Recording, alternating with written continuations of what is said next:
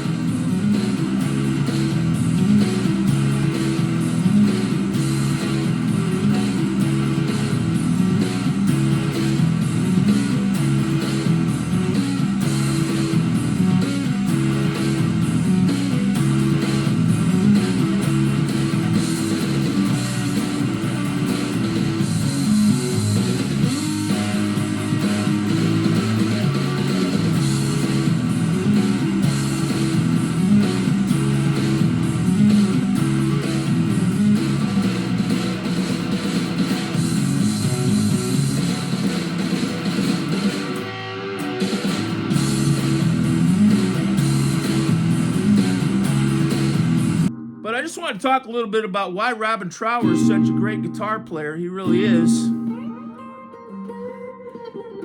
He just plays with those old blues scales. And some of it's how he sets his amp. You know, he's got the Univibe, and he's got one of the great tones in the history of rock, for sure.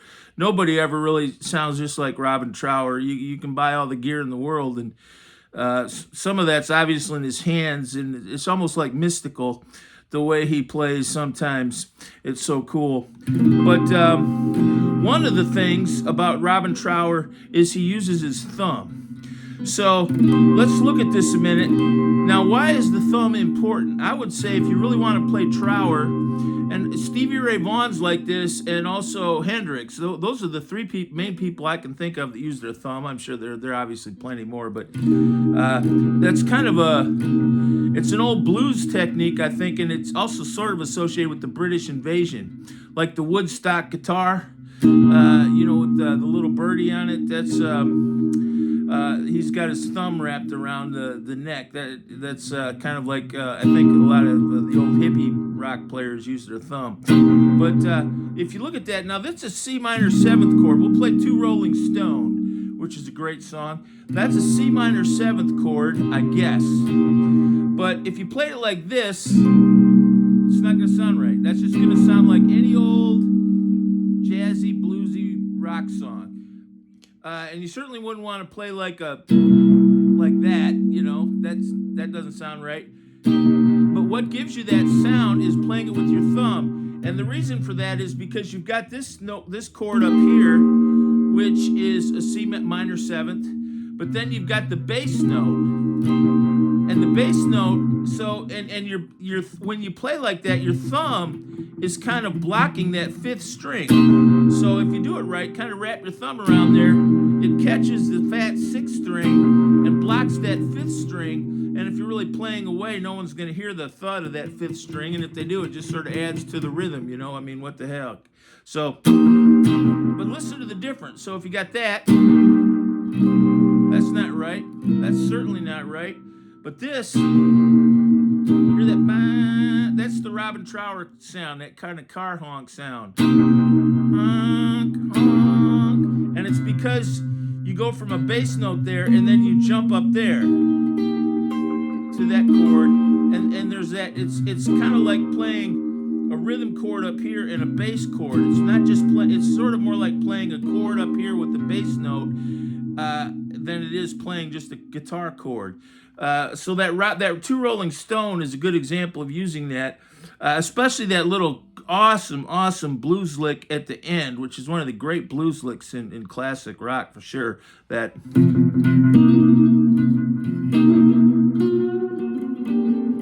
well, I'll show you that in a minute. But you know, two Rolling Stones start. You got sixth, seventh, eighth fret, and then the sixth fret on the A string.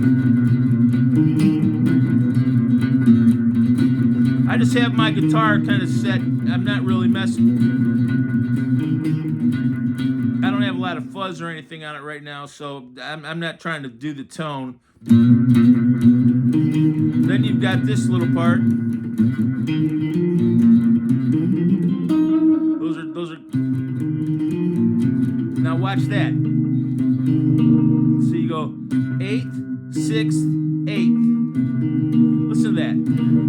Again, it's not so much that you're doing all kind of really unusual notes per se, but it's the ordering of the notes and the spacing of the notes that makes them sound so kind of psychedelic.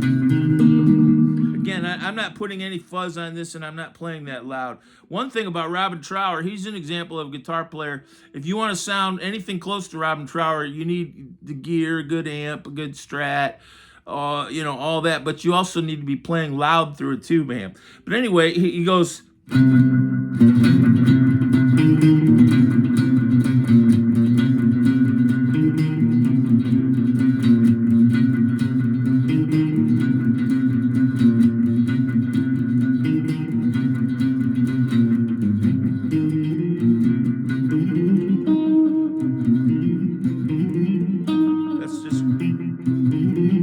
I play that a little different every time.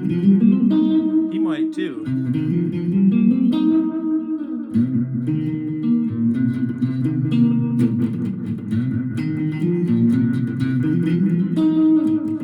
Here's that. Listen to that. It's always got that kind of raised sound. But then here's the chord. There's that thumb. There's no other way you're gonna make it sound with that kind of jazzy, rocky sound than with using your thumb. So then you got that, and then you just play like. And see, the other thing, when you play like that, it frees up these other fingers, so you can play this, which is an F chord, kind of like an F chord there. Only you just play those three notes, so you get a good strong bar chord. See that? See whatever the words are. Going through the same old blues.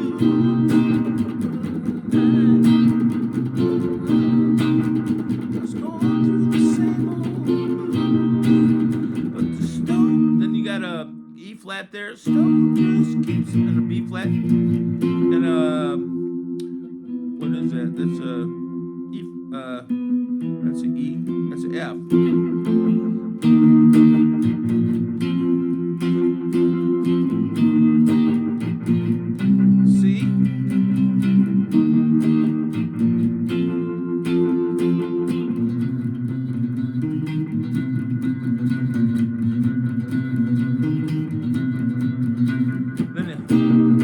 Trying to show you all the you know, which verse goes there, play this how many more times, and you know, play it 6 times here, 4 times there, all that kind of stuff. But okay, so then we'll go back to the second verse.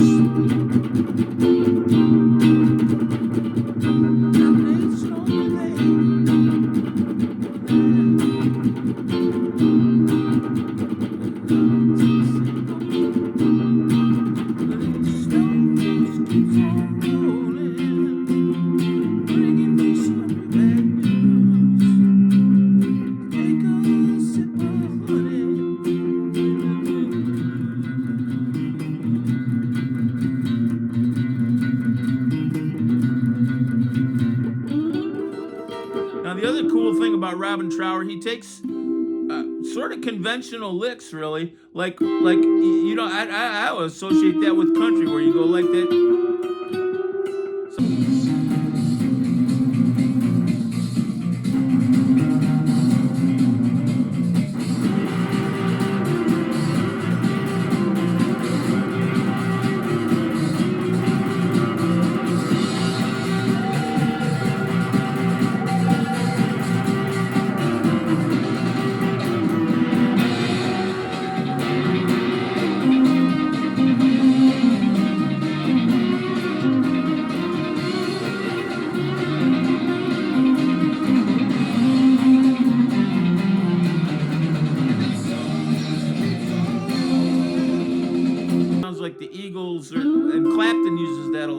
guitar players use that, but you probably know that. But you might associate that with take the ribbons from your hair. Let them loose and let them fall. Lay them soft against my skin, like the shadows on the wall. All those old kind of Nashville, old school, not like corporate Nashville today, but old school Nashville. But it'll take a lot. Robin Trower will take a lot of those. So you play like it's like playing an F chord down here, only you play it up on the C position, which is the 8th fret, and then you go up there, and that's like playing an F chord, but you're just playing these 3 strings, like an F chord shape, but that's actually C. And then you move up here, and you just play those 2 strings. Now you could play that. That would be a 7th. That would. But you just play those 2 strings, so you really just and play the chromatic one in the middle, and then go up to the tear. But when he goes to the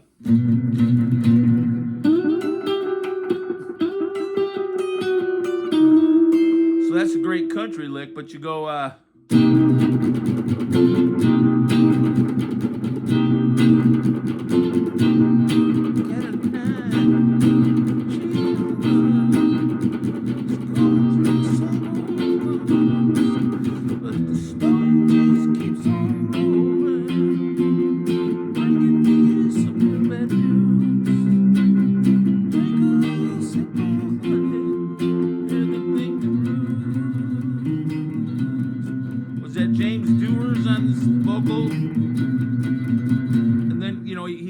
when he goes into the solo, he goes up here, and it just sounds great with his touch, but also like the univibe and the song, the instrumentation. It just sounds so bluesy, but also kind of trippy.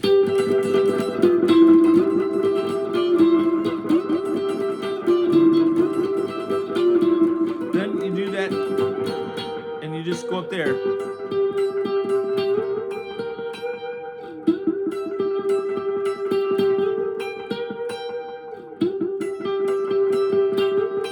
So you go.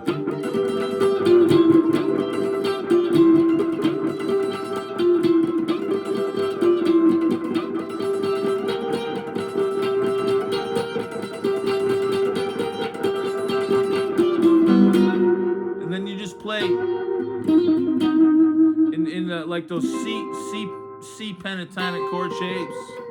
It's not major though, and you just do, I wouldn't necessarily try to play all his leads note for note, but I would learn, kind of how to play.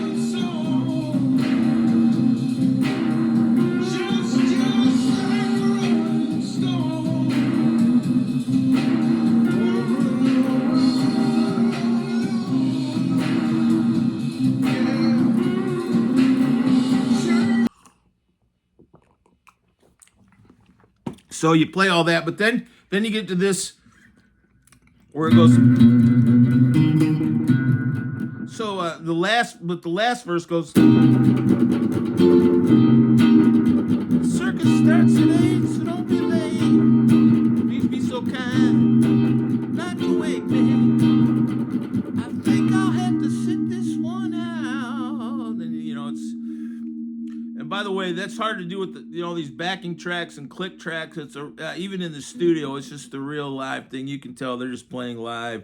But then he does one of the all-time great blues licks, and that's really the reason I did this lesson, because I learned this in high school and I didn't use my thumb back then. But it's this riff.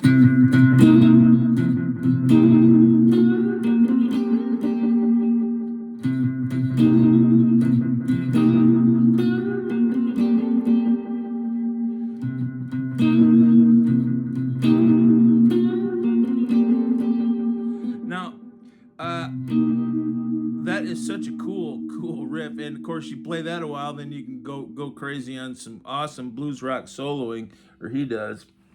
But when I was in high school, I played it like this.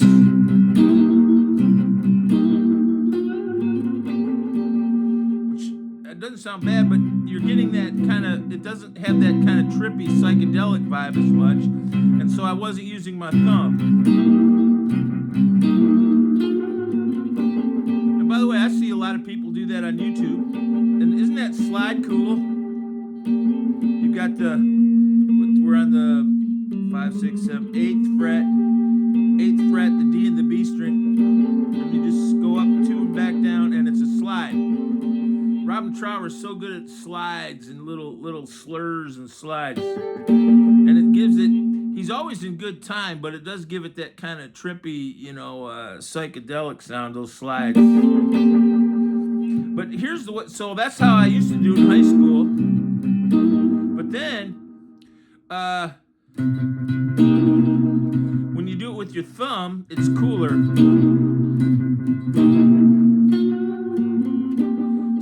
Bend, and you can go right up to that and play that with those 2 fingers, and it's a smoother, kind of trippier.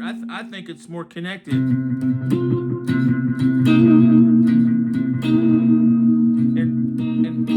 I don't play that top one usually, so I just play those 2 strings.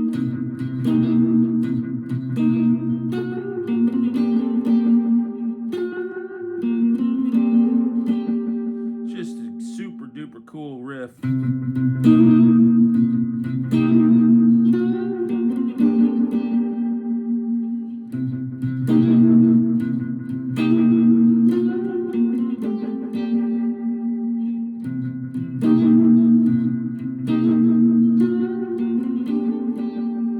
That slide, it's great. And I play solos with that, and see. And it's got that kind of raised, it sounds kind of mystical, and those I played all those kind of type licks since I was a kid. But if we're playing in a blues song in the key of C, like.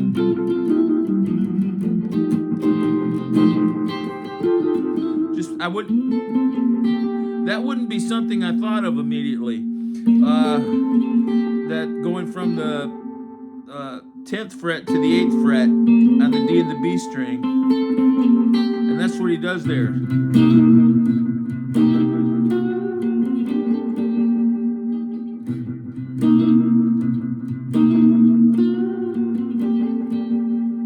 And I think he raises it up, but then your soloing will just be in the key.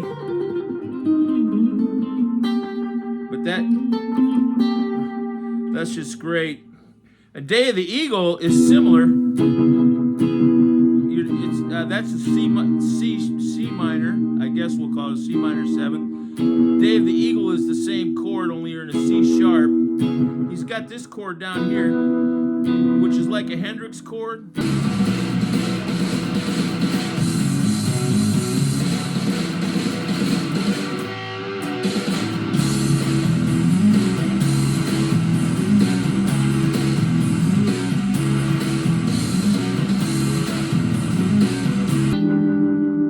Everybody now calls that the Hendrix chord. It's kind of funny. I started hearing it called. Rick Beato called it the Hendrix chord, and I do hear a lot of people call it. And as soon as he said Hendrix chord, I knew what he meant. And I remembered I learned that the Hendrix chord when somebody taught me Foxy Lady when I was like 19. I don't even know if that was right, but that is the Hendrix chord. But you play the Hendrix chord down here, which is like for Day of the Eagle. It's and then you walk down. Those are on the open E string, 2nd, 4th, 2nd. So you got.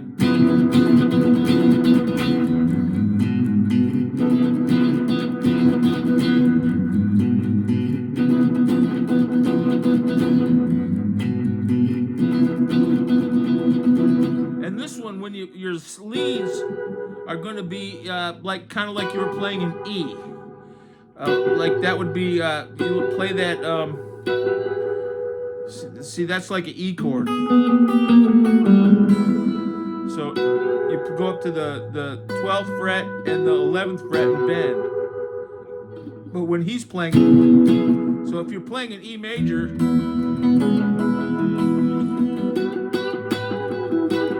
gives you that old country sound. But when you minorize it and you've got in the relative minor, so you got.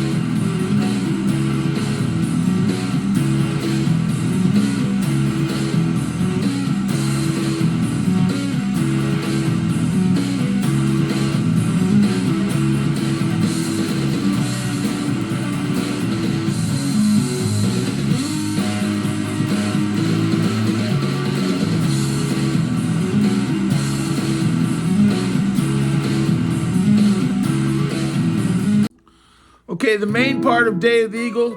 Remember, you're in C sharp minor, and you can play the chords for that like you're in E major. So you got your thumb there, and then the hands over there. But the main thing is you want to drop down.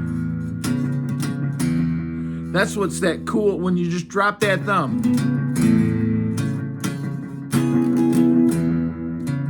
Then put it back up. Then one of those. Just the good old Robin Trower power chords, but not using the bass note. So watch.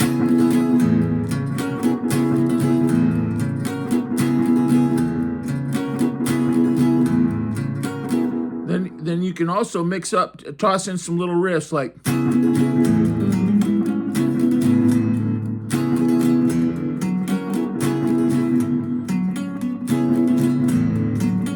I find if you hit that,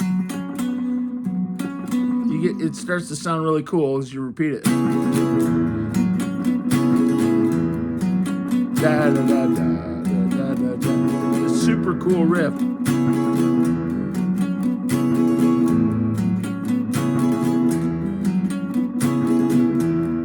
And you can go.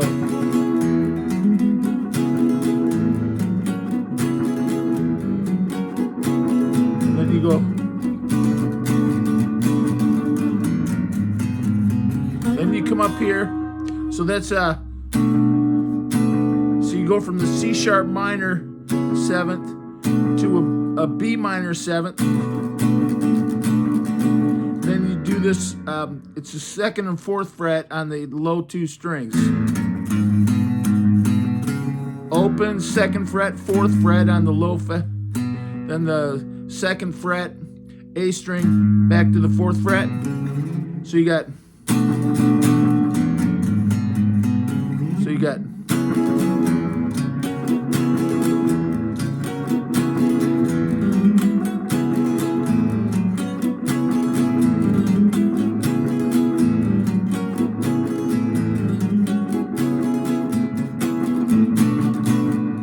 Goes da da da da da da. Then you come up here. You want to come up to the 8th fret and play like a D7 chord shape, but you're up here and play all the strings and do kind of one of those Robin Trower. That's a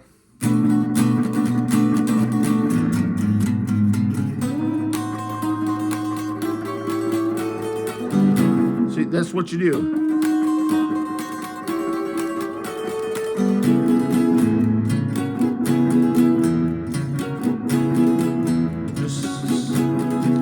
so I'll do that. I'll do the whole thing now.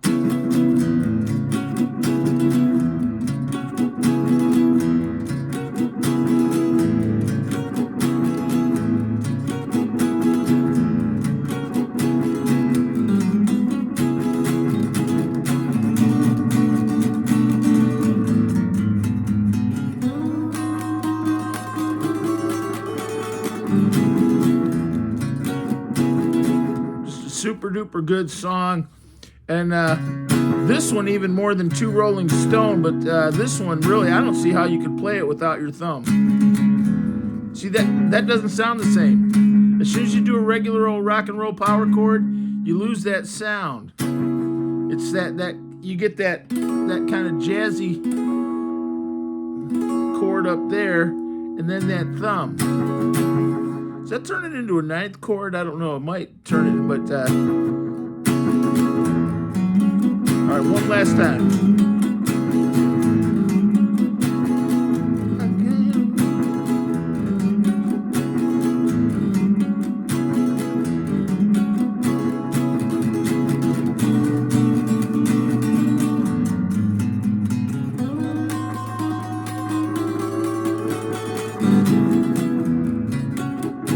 That drop down is just so cool.